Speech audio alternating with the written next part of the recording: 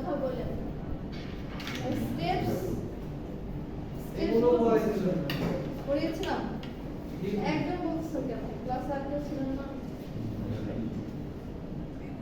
Importance capital এইটাও দিয়েছিলেন হ্যাঁ ma'am capital planning reduce uncertainty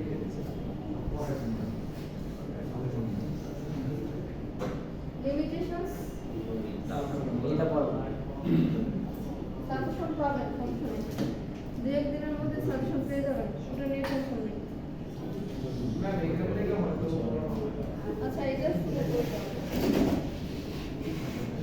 আচ্ছা ফরকাস্টিং ডিমান্ড ফরকাস্টিং বুঝছেন তো মোটামুটি ডিমান্ড ফরকাস্টিং কি তাহলে এটা বুঝতে এটার আসলে সীমাবদ্ধতাগুলো কি কি বা প্রবলেমগুলো কি কি হতে পারে একটা ফরকাস্টিং যখন আপনি সঠিকভাবে ফরকাস্ট করি আমরা তো ফিউচারকে রাইট ফিউচারকে ফরকাস্ট করি আমাদের ফরকাস্টিং এর সাথে মাঝে মাঝে ফিউচার 360 ডিগ্রি অ্যাঙ্গেলে বৈপরীত্য হয় ঠিক আছে ভাবি এক হয়ে যায় আর ঠিক আছে আবার মাঝে মাঝে মিলে যায় ঠিক আছে মাঝে মাঝে কাছাকাছি মিলে এখন দেখেন পূর্বানুমান বা ফরকাস্টিং এর কি কি ঝামেলা থাকতে পারে যে লিমিটেশন অফ ডাটা যেটা আমরা তো ফরকাস্ট করি প্রেজেন্ট ডাটা এবং হিস্টোরিক্যাল ডাটা পাস্ট ডাটার উপর বেস করে তো আমরা ফর এক্সাম্পল আমি যদি আগামী মাসের সেল বের করতে চাই যে আগামী মাসে আমার কত সেল হতে পারে সেটা আমি এখন এই মাসে কত সেল হচ্ছে এবং গত 3-4 মাসে কতটুকু সেল হচ্ছে সেই ডাটার উপর ডিপেন্ড করে তো আমি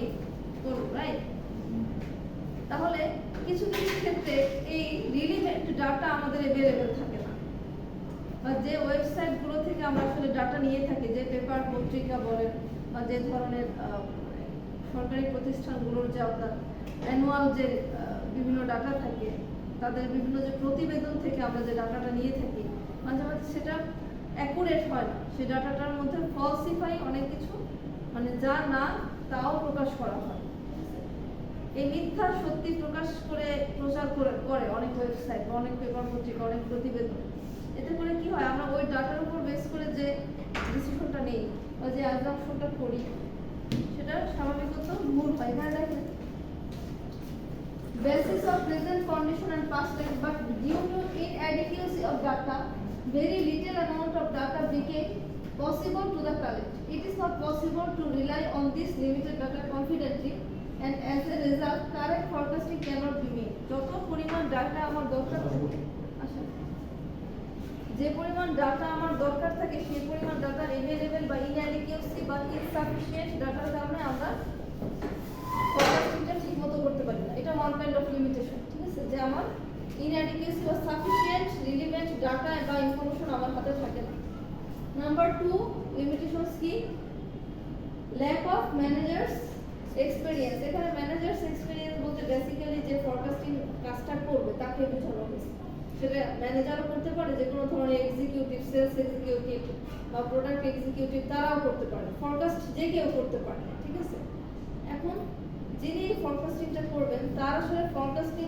করার এক্সপেরিয়েন্স কতটুকু আছে বা সে এই ওই ইন্ডাস্ট্রিতে রিলেভেন্ট ইন্ডাস্ট্রিতে সে আসলে কতদিন যাবত কাজ করতেছে ঠিক আছে একটা ইন্ডাস্ট্রিতে কেউ 20 বছর ধরে কাজ করতেছে তার এক্সপেরিয়েন্স এবং যে মাত্র 2 বছর হলো জয়েন করলো তার এক্সপেরিয়েন্সটা সেম হবে না এখন যিনি যার এক্সপেরিয়েন্স কম সে যদি ফরকাস্টিংটা করে পসিবিলিটি ইজ ভেরি হাই যাবে ফরকাস্টিংটার সাথে রিয়েলিটির ম্যাচ মানে রিয়েলিটির গ্যাপ বা ডেভিয়েশনটা অনেক বেশি হয়ে যাবে একটা ফরকাস্টিং সবাই করতে পারে কিন্তু সেটা আসলে রিয়েলিটির সাথে কতটুকু ম্যাচ হবে সেটা যিনি করবেন তার এক্সপেরিয়েন্স নলেজ টেকনিক্যাল নলেজ আছে প্রফেশনাল নলেজ আছে প্রফেশনাল নেটওয়ার্কস আছে ইন্ডাস্ট্রি রিলেটেড বিভিন্ন টার্মস আছে ইন্ডাস্ট্রি রিলেটেড বিভিন্ন ইনসাইটস আছে এগুলোর উপর ডিপেন্ড করে যে আসলে কে কতটা ভালো ফরকাস্ট করতে পারে যদি যে ফরকাস্টিংটা করবে তার এক্সপেরিয়েন্সের অভাব যদি থাকে there is high possibility that the forecast you will do it will be inaccurate or incorrect ঠিক আছে আচ্ছা কতটা কারেক্ট হবে সেটা ডিপেন্ড করে যে যিনি করবেন তিনি কতটা ইফেক্টিভ এফিশিয়েন্ট এবং তার ওই রিলেটেড ফিল্ডে কত এক্সপেরিয়েন্স আছে আপনি যত যে ফিল্ডে আপনি যত বছর ধরে থাকবেন ওই ফিল্ড রিলেটেড আপনার এক্সপেরিয়েন্স তত বেশি গেইন হবে এটা তো খুব স্বাভাবিক কথা এবং ওই ফিল্ড রিলেটেড কোনো ধরনের মানে ওই স্পেসিফিক ইন্ডাস্ট্রির প্রোডাক্ট বা সার্ভিসের চাহিদা বাড়বে না কমবে নাকি ব্রেক ইভেন পয়েন্টে থাকবে, সেই ইনফরমেশন কিন্তু আপনি মোটামুটি আন্দাজ করতে পারবেন আপনার যদি ভালো পরিমাণ এক্সপেরিয়েন্স থেকে থাকে। আচ্ছা, দিস ইজ ট্রু। নাম্বার 2, প্রথমটা হচ্ছে limitations of data, lack of managers experience. Number 3 is problems of data analysis. বিষয়টা হচ্ছে ইনফরমেশন বা ডাটা কালেক্ট করলেই হয় না। ফর এক্সাম্পল আমার গত 10 বছরের কোনো একটা নির্দিষ্ট ফিল্ড রিলেটেড ডাটা আমি কালেক্ট করলাম, ঠিক আছে, ওই ডাটাটা কত অ্যাকুরেটলি আমি অ্যানালাইসিস করতে পারতেছি, বিশ্লেষণ যেটা বাংলায় বলা হয়, ওটা কত অ্যাকুরেটলি আমি অ্যানালাইসিস করতে পারতেছি। ফর এক্সাম্পল আপনারা জবের যদি প্রিপারেশন নেন, শুধুমাত্র গত 10 থেকে 20 বছরের পরীক্ষায় আসা প্রশ্ন আসেন এত লেট কেন তাদের সবার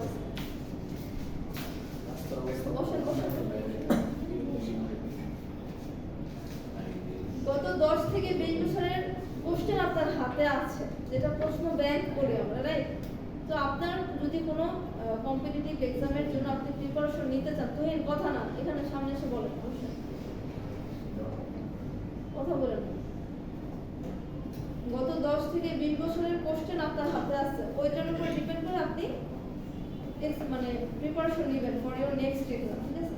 এখন শুধু কোশ্চেন কালেক্ট করলেই হবে না, ওই কোশ্চেন থেকে কোন কোন টপিক থেকে বেশি কোশ্চেন আসছে, কোন কোন টপিক থেকে কখনো কোশ্চেন আসেই নাই, কোন টপিকটা বেশি ক্রুশিয়াল, কোন টপিকটাতে বেশি মানে ইম্পর্টেন্স দেওয়া হচ্ছে, ঠিক আছে, কোন টপিকটা, এগুলো অ্যানালাইসিস করা আপনাকে বুঝতে হবে। ঠিক একইভাবে যিনি ফোকাস করেন তাকে মানে পাস্ট ডাটা বা প্রেজেন্ট ডাটা তার কালেকশন রাখলেই হবে না, সেই ডাটাটা অ্যানালাইজ করার মতো প্রপার এফিশিয়েন্সি বা ইফেক্টিভনেস বা এক্সপেরিয়েন্স তার থাকতে হবে। এখানে দেখেন, a business organization collects various data information for internal and external sources. আপনার অর্গানাইজেশনের ভিতরের যারা এমপ্লয়ি আছে, ঠিক আছে, টপ লেভেলের যারা, মিডল লেভেলের যারা, লোয়ার লেভেল যারা, মাঠ পর্যায়ের কর্মী যারা, প্রত্যেকটার এমপ্লয়ি থেকে আপনি ইন্টারনালি কিছু ইনফরমেশন গ্যাদার করতে পারেন।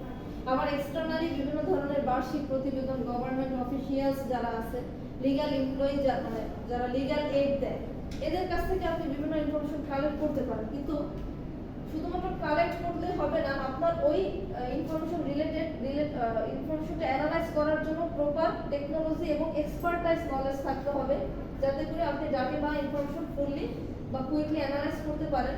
এবং যদি সেটা অ্যানালাইসিসে যদি ভুল থাকে, আপনার ফরকাস্টিংটাও ভুল হওয়ার চান্সেস ইজ ভেরি হাই, আপনি যদি ঠিকমতো অ্যানালাইসিস না করতে পারেন। তো this is one kind of limitations that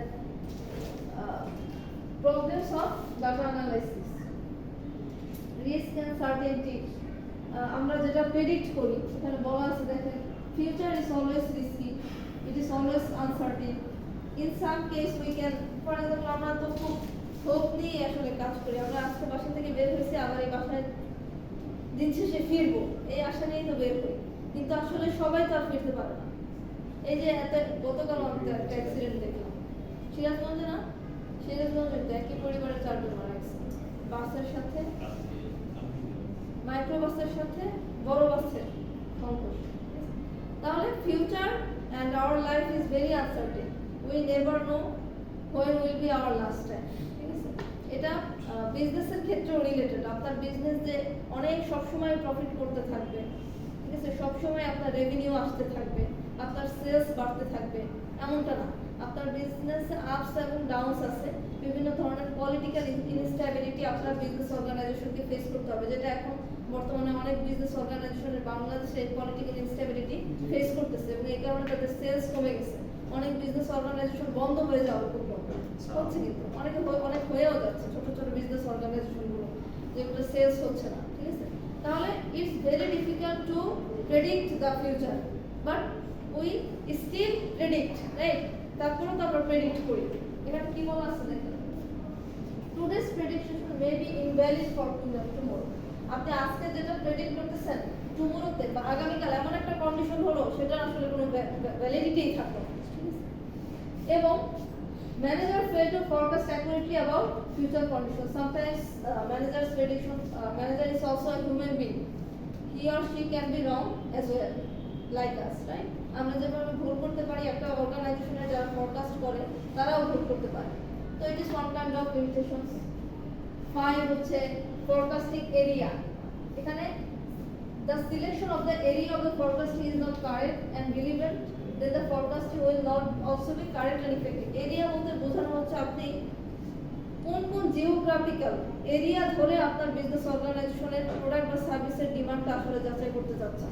for example, যারা প্রাণের যে পটেটো চিপসটা আছে, ঠিক আছে, তারা আগামী মাসে কতটুকু সেল হবে এটা কোন এরিয়ার উপরে বেস করে তারা এটা করবে, ঠিক আছে। তারা কি পুরো বাংলাদেশের প্রত্যেকটা জেলায় কতটুকু সেল হবে নেক্সট মান্থে সেটা নিয়ে কাজ করবে, নাকি একটা নির্দিষ্ট জোন নিয়ে কাজ করবে। ফর এক্সাম্পল, ঢাকা জোন নিয়ে কাজ করতেছে, বা নির্দিষ্ট ডিস্ট্রিক্ট বা নির্দিষ্ট আপনার বিভাগ নিয়ে কাজ করবে। এই এরিয়াটা সিলেকশন খুব ইম্পর্টেন্ট। তার উপর ডিপেন্ড করে যে আপনার ফরকাস্টিংটা কতটা ইজি হবে বা কতটা ডিফিকাল্ট হবে। আপনি যদি ওভারঅল পুরো বাংলাদেশের এরিয়া, পুরো বাংলাদেশের যতটুকু জেলা, যে কটা জেলা আছে সব নিয়ে কাজ করেন, সেক্ষেত্রে আপনার ফরকাস্টিং এর ধরন একরকম হবে, কমপ্লেক্সিটি একরকম হবে, টেকনিক্স একরকম হবে। আবার শুধুমাত্র একটা নির্দিষ্ট জিওগ্রাফিক্যাল এরিয়া নিয়ে কাজ করেন, সেক্ষেত্রে আবার সিস্টেমটা ডিফারেন্ট হবে, ঠিক আছে। তো ডিপেন্ড করে আপনার এরিয়া কোনটা, সেই এরিয়াটা ঠিকমতো সিলেকশন করাটা আপনার ফরকাস্টিং এর জন্য দরকার, এবং এটা না করতে পারলে আপনার ফরকাস্টিংটা ইনকারেক্ট হতে পারে। নাম্বার 6 হচ্ছে selection of methods may not appropriate.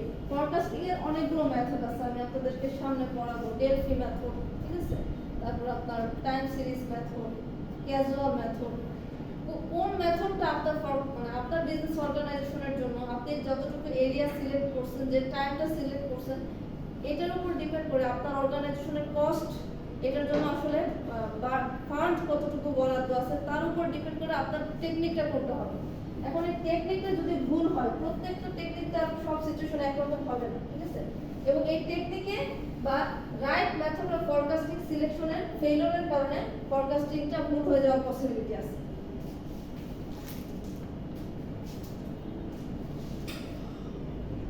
আচ্ছা, number 7 is forecasting is time consuming. অবশ্যই এটা টাইম কনজিউমিং, ঠিক আছে, টাইম কনজিউমিং। আপনি তো চাইলেই কোনো ধরনের ডাটা ছাড়া তো আর আপনি ফরকাস্ট করে দিতে পারেন না। আপনাকে আপনার ডাটা কালেক্ট করতে হবে, গ্যাদার করতে হবে অথেন্টিক সোর্স থেকে, ঠিক আছে, এবং ওই ডাটাটা অ্যানালাইজ করতে হবে। তারপর আপনাকে একটা নির্দিষ্ট টেকনিক বা মেথড সিলেক্ট করতে হবে, তারপর আপনাকে ফরকাস্টিং শুরু করতে হবে। Of course this thing will take some time, ঠিক আছে। এটা টাইম কনজিউমিং, একটা আপনাকে টাইম হাতে নিয়ে ফরকাস্টিং শুরু করতে হবে। এমন না যে আমি আজকে ফরকাস্টিং শুরু করলাম কালকে শেষ হয়ে যাবে। আপনাকে টাইম নিয়ে ফরকাস্টিংটা শুরু করবে, এবং it's the time consuming job, ঠিক আছে।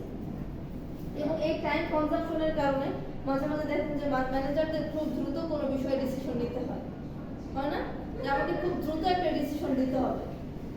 সেই ক্ষেত্রে যেহেতু এটা টাইম কনজিউমিং, সেই ক্ষেত্রে আমার এটা প্রবলেম ক্রিয়েট করতে পারে যে দ্রুত কোথাও কোনো সিচুয়েশন হলে দ্রুততম সময়ে ডিসিশনটা দিতে আমাদের লেট হতে পারে। এটা one kind of limitation. It can be costly, ঠিক আছে। কিছু কিছু টেকনিক আছে, যে ফর এক্সাম্পল,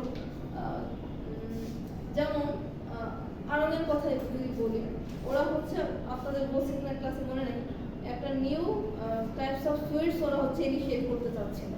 এখন এই সুইটসটার টেক্সচার, তারপর সুইটনেস, ঠিক আছে, এই সুইটটা আপনার যারা ডায়াবেটিস রোগী আছে তারা কিভাবে নিবে, আবার নর্মাল আমরা যারা আছি তাদের কেমন লাগবে, এটা রিলেটেড। এবং এটার সেলস আসলে এটা যদি তারা বড় অ্যামাউন্টে যদি তারা প্রডিউস করে, এবং প্রডিউস করার পরে যদি আমরা যারা কনজিউমার আছে তারা আসলে পছন্দ করবো কিনা, এটার সেলস বাড়বে কিনা, ঠিক আছে। এই মানে এই প্রোগ্রামটা বা সুইটের এই প্রোগ্রামটা বা আপনার পলিসিটা ঠিক আছে কিনা, এটা বোঝার জন্য কিন্তু তাদেরকে একটা ক্যাম্পেইন করতে হয়েছে। ক্যাম্পেইনটা কিরকম, প্রত্যেকটা আরব আউটলেটেই যখন যে কনজিউমার গেছে তাকে একটা করে আপনার সুইট তারা দিয়েছে, ঠিক আছে, ফর টেস্টিং পারপাস। যে বেশ ম্যাডাম আপনার এটা একটু খাবেন এবং রিভিউ দেবেন যে এটা আপনার কাছে কি মনে হয়, এটার কোনো চেঞ্জ আনার দরকার আছে কিনা, কালার বলেন, টেক্সচার বলেন, স্বাদ বলেন, সুইটনেস বলেন, ঠিক আছে, বলেন,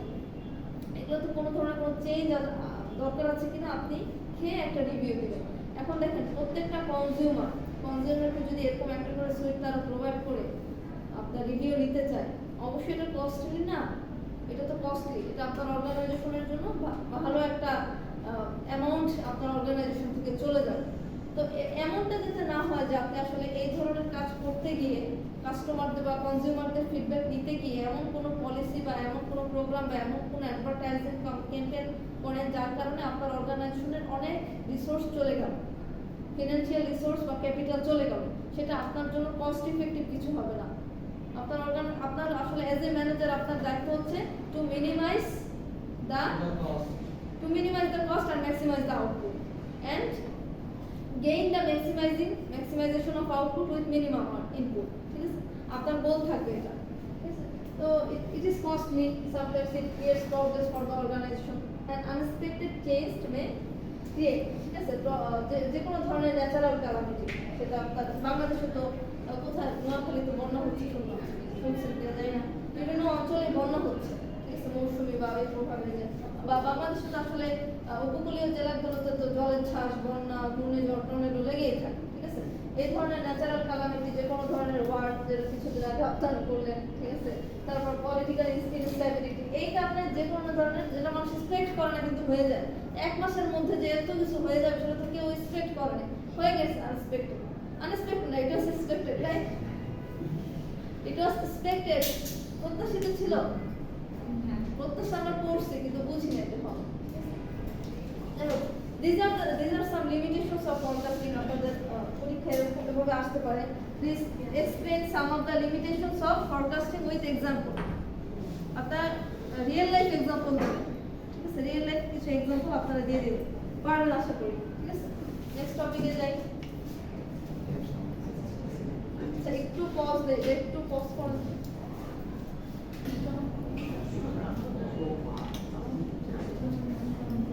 আচ্ছা দেখেন, কথা না শেষ করি। সব ধরনের ফরকাস্টিং কিছু কমন ফিচার্স আছে, ঠিক আছে?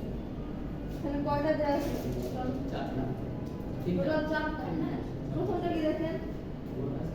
Same underlying causal system that existed in the past will continue to exist in the future, ঠিক আছে? আর রেয়ারলি পারফেক্ট মানে ফরকাস্ট যে একদম পারফেক্ট হয়, এই চান্সেস খুব রেয়ার, খুব হার্ডলি কিছু ফরকাস্ট খুব পারফেক্ট হয়, ঠিক আছে? এবং অ্যাকচুয়াল রেজাল্ট অবশ্যই আপনার প্রেডিক্টেড রেজাল্ট থেকে ডিফার করবে, ডিফারেন্সটা হবে। এখন এই ডিফারেন্সটা কত বেশি হবে তার উপর ডিপেন্ড করে ফরকাস্টিংটা আসলে কতটা পারফেক্ট হবে, ঠিক আছে? এমন যদি হয় আপনি ফরকাস্ট করেন 10,000 ইউনিট প্রোডাক্ট সেল হবে, হলো 12,000, মোটামুটি কিন্তু কাছাকাছি, ঠিক আছে? কিন্তু ফরকাস্ট করলেন 10,000 ইউনিট প্রোডাক্ট সেল হবে, কিন্তু ডিমান্ড আছে প্রায় 20,000 ইউনিট প্রোডাক্টের, সেল হলো প্রায় 20,000 ইউনিট প্রোডাক্টের, ঠিক আছে? এই ডেভিয়েশনটা যত বেশি তার মানে পারফেকশন তত কম। নাম্বার 3 হচ্ছে forecast for group of items tend to be more accurate than forecast for individual items.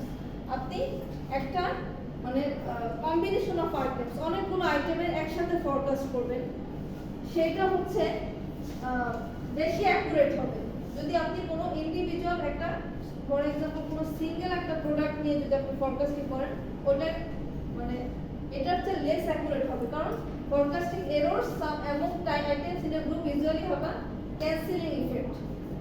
Number 4 হচ্ছে forecast accuracy decreases at the মানে আপনার টাইম পিরিয়ড যত বেশি হবে, আপনি 20 বছরের জন্য ফরকাস্টিং করবেন, ঠিক আছে, এবং 2 বছরের জন্য ফরকাস্ট করবেন, অবশ্যই 2 বছরেরটা বেশি অ্যাকুরেট হবে, বেশি পারফেক্ট হবে 20 বছরের চেয়ে। তাহলে টাইম যত বাড়বে ফরকাস্টিং এর অ্যাকুরেসি তত কমবে, ঠিক আছে? These are some common features of all kinds of forecast. 4টা দেয়া আছে, ঠিক আছে? 2 নম্বরের কোশ্চেন আসতে পারে যে write down the common features for all types of forecast, ঠিক আছে?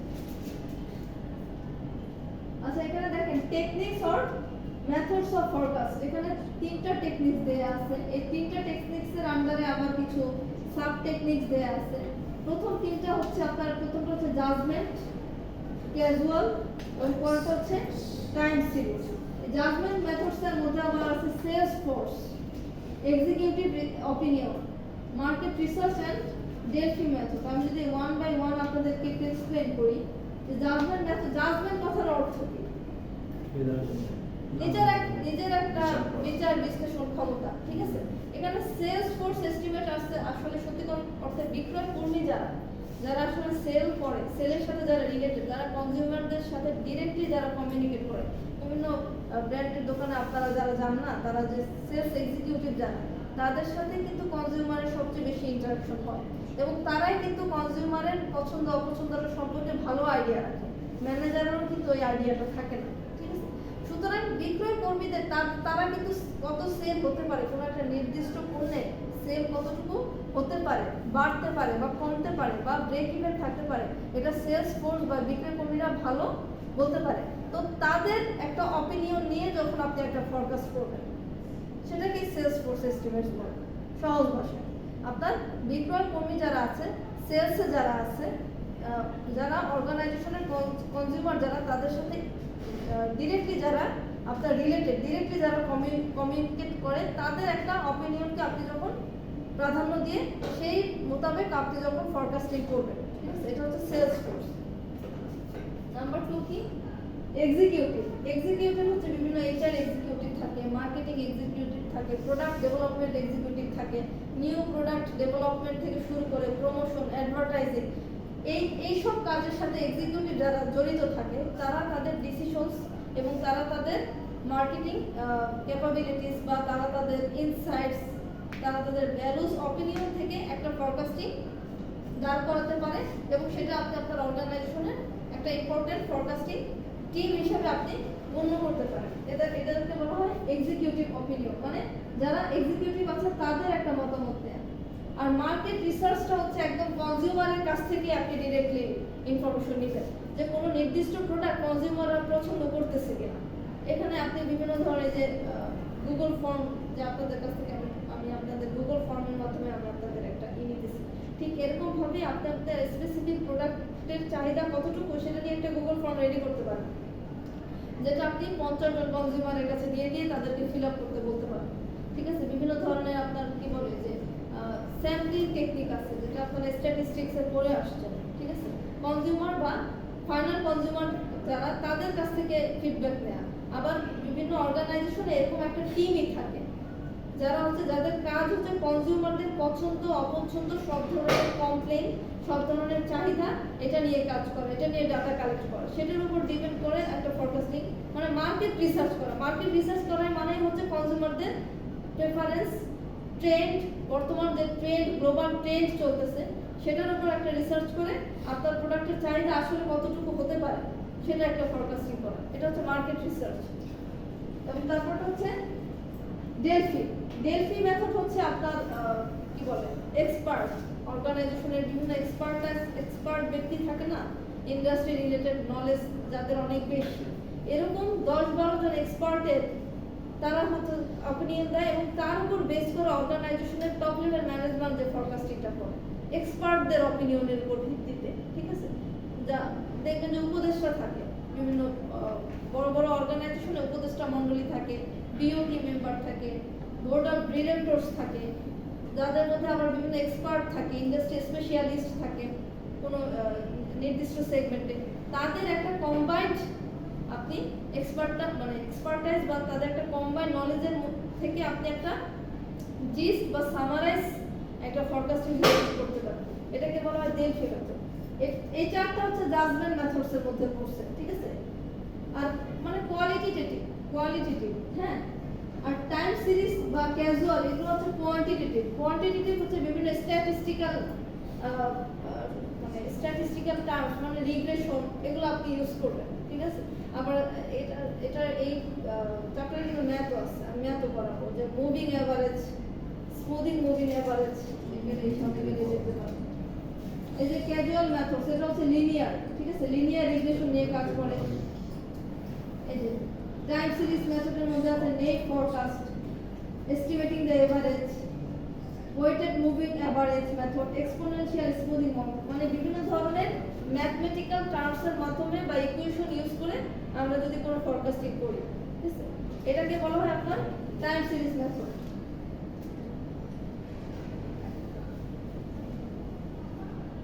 এই টাইম সিরিজ মেথডের মধ্যে আবার এই net forecast, estimating the average, including a trend, তারপর সিজনাল প্যাটার্নস, ঠিক আছে? এটার উপর ডিপেন্ড করে হচ্ছে আমরা ফরকাস্টিং করে থাকি।